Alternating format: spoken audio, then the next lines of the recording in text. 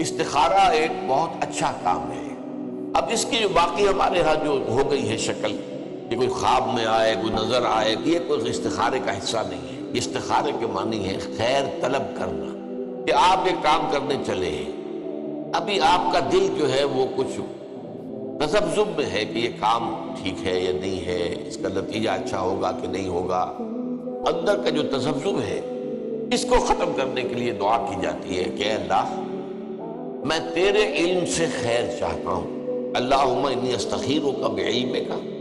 واستقدرک بقدرتک،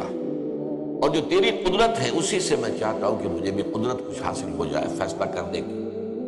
تو اس کے بعد فرماتے ہیں فإنک تعلم ولا اعلم، تو جانتا ہے میں نہیں جانتا، وتقدر ولا اقدر، اور تجھے قدرت حاصل ہے مجھے نہیں حاصل ہے۔ اب آیا اصل، اللہم ان کنت تعلم ان ھذا الامر خیر لی فی دینی و معاشی و عاقبت امری، اے اللہ اگر تیرے علم میں یہ ہے کہ یہ کام میں اپنی بیٹی کا رشتہ فلاں سے کرنے چلا ہوں، اگر تیرے علم میں یہ ہے کہ یہ بہتر ہے میری آخرت اور دنیا کے اعتبار سے اور نتائج کے اعتبار سے، فقدرہ لی، تو پھر اس کو طے کر دے میرے لیے، ویسرہ لی، میرے لیے آسان کر دے، ثم ارضنی بہ، اور پھر مجھے اس پر راضی بھی کر دے۔ وَإِن كُنتَ تَعْلَمُ، اگر تو یہ جانتا ہو، تیرے علم میں یہ ہو، ان ھذا الامر شر لی فی دینی وعاشی وعاقبت امری، یہ کام تو میرے لیے شر ہے، اصل میں مجھے نظر تو نہیں آ رہا نا، میں تو شارٹ سائٹڈ ہوں، تو جانتا ہے کہ خیر ہے یا شر ہے،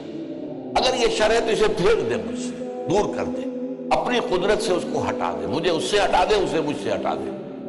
وَاقْدُرْ لِيَ الْخَيْرَ حَيْثُ كَانَ، اور جہاں سے بھی ہو مجھے خیر عطا فرما،